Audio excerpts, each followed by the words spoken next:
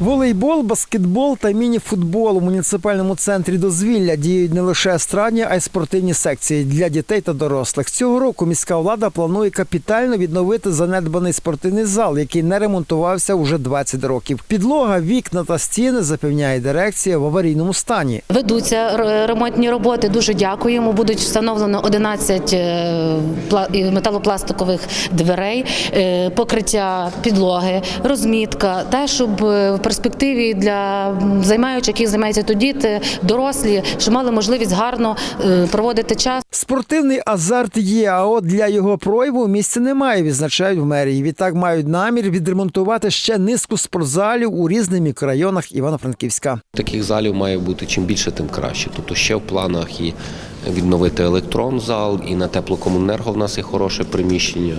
Я думаю, що така кількість спортивних залів, вона тільки додавить нам спортивних результатів. Ремонт розпочали на початку нового року, стільки ж часу планують витратити і на його завершення. Михайло Березень, Анастасія Чустра, Юрій Храбатин. Новини на вежі.